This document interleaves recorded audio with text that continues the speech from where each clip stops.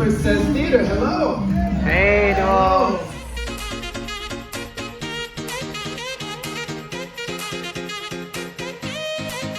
Be sure to hit that like button, everyone. And if you're not subscribed, please do subscribe to my channel and also enable those notifications. We are so happy to have you on board Discovery Princess, taking you to some great places, getting to enjoy this vessel itself. But have you been enjoying the crew? Yeah. Yes. Good. Please welcome your hotel general manager, Terry. Woo, Terry. This next officer is second in charge of the vessel. He is your staff captain. Please welcome Alessandro. Woo. Next is one of the officers making sure we can get from point A to Clue. So where are you from? Where are you from? I am from the island of Sardinia, which is the second largest island in the Mediterranean Sea. Born and raised there. About 25 years ago, I met my wife Renee, which is here with me today. And moved to Canada, the beautiful Canada. Any Canadians here? Yay, hello. We can find there too.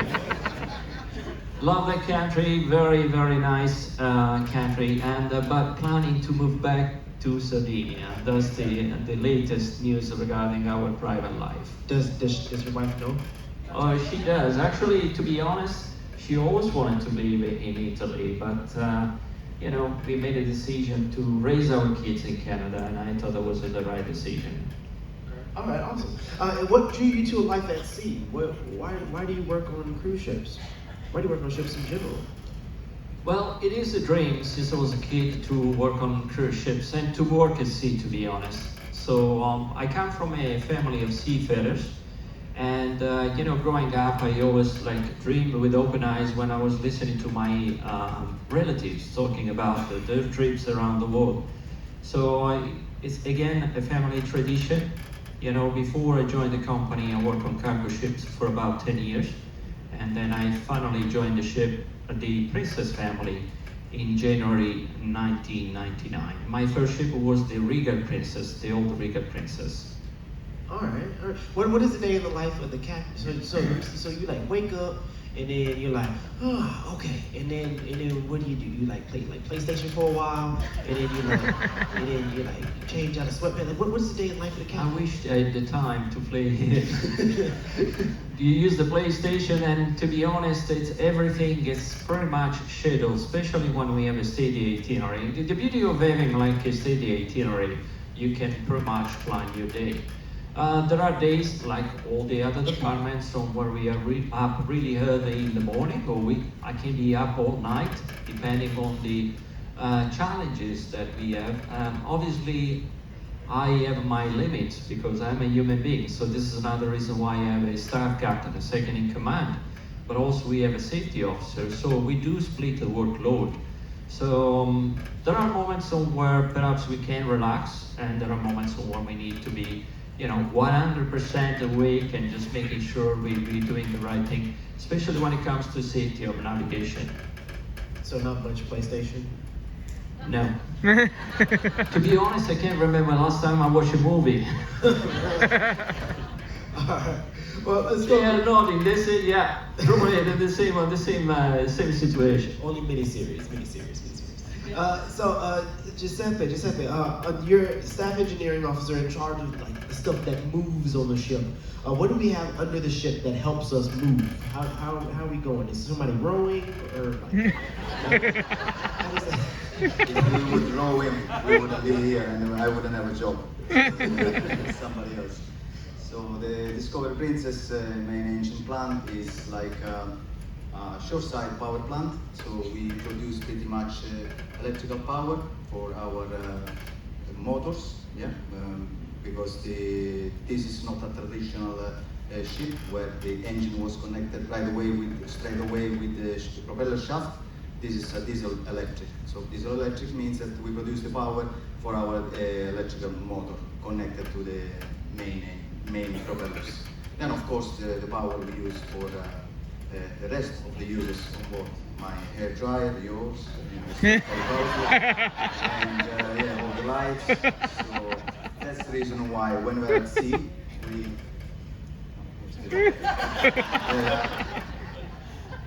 When we are at sea, a certain speed that we need to reach, like Victoria now, we need a certain speed. We run 3 or 4 of our generators because we have 4 generators. We call generators main engines. When the speed is slow, then we run even 2 generators. The other 2 are as a spare. We have a lot of redundancy. And then, of course, we have also all the auxiliaries that makes this main engine run. Okay. So how do we make the electricity?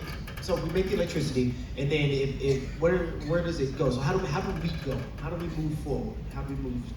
That's a good question. I'm really impressed on your question. For this one, yeah. So it's 11 volt power that we produce and goes to the network through 2 main switchboard. So we have 2 main switchboard. They are separated just to have the redundancy because this kind of vessel are the most high technology around the world at the moment. It is SRTP, which is safe return to port. The redundancy is a must on this vessel.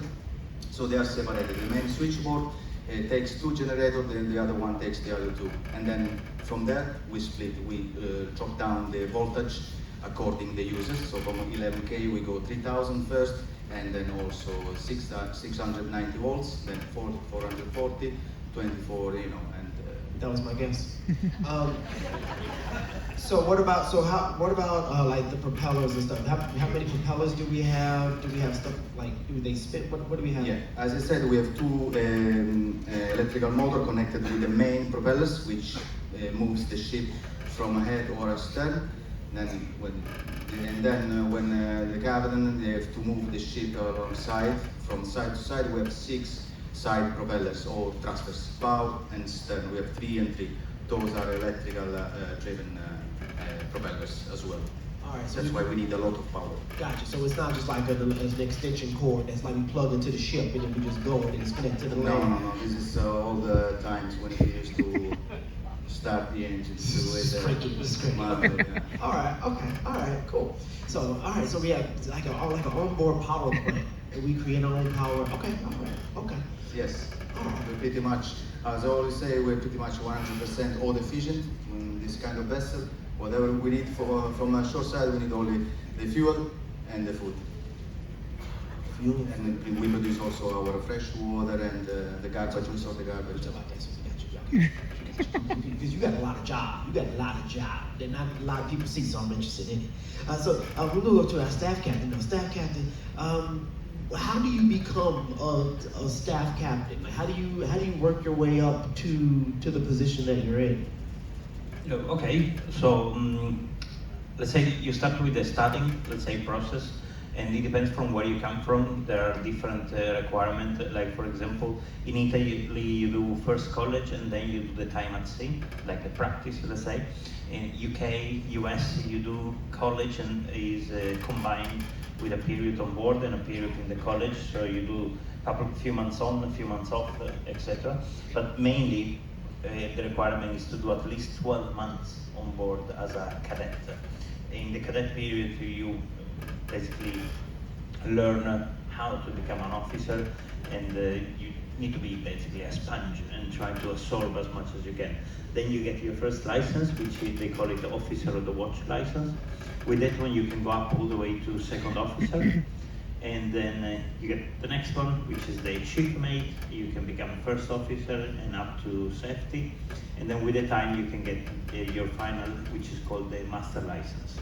And then you wait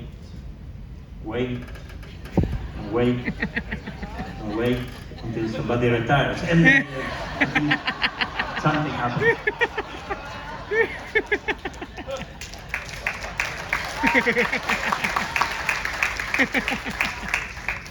Okay.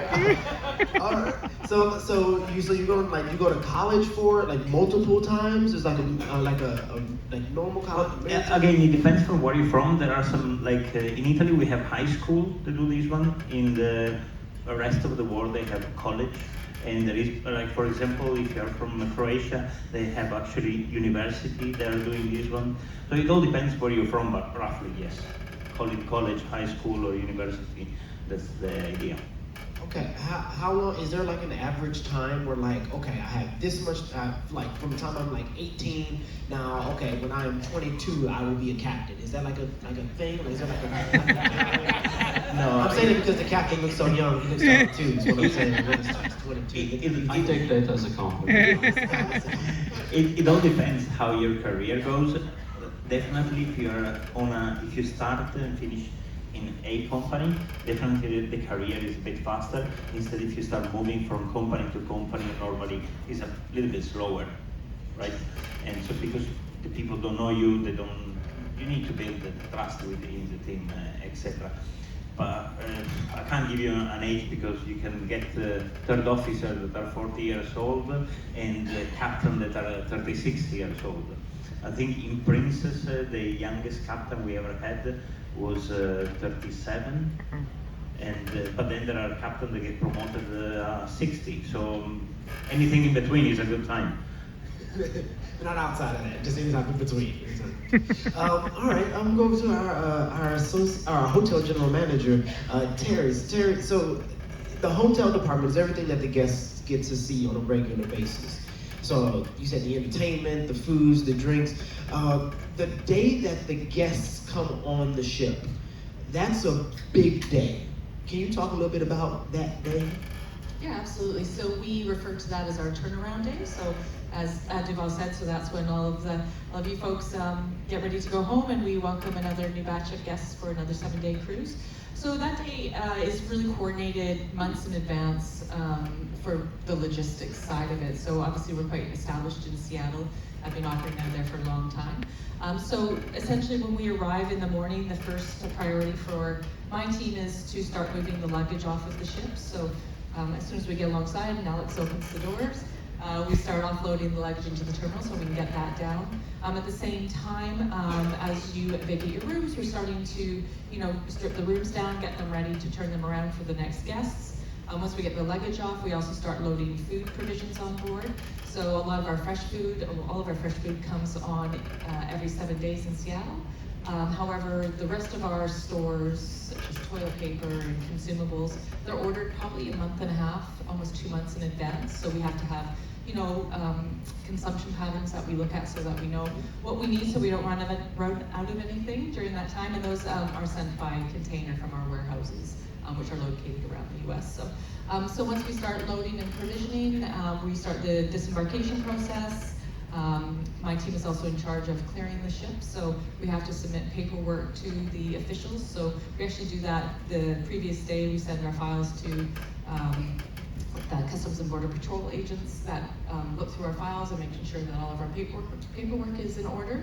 And then we get clearance, and then we start the disembarkation process, which usually goes until about 9:30, 10 a.m. And then we immediately turn the public areas around so that we're ready to start welcoming guests on board by 10:30.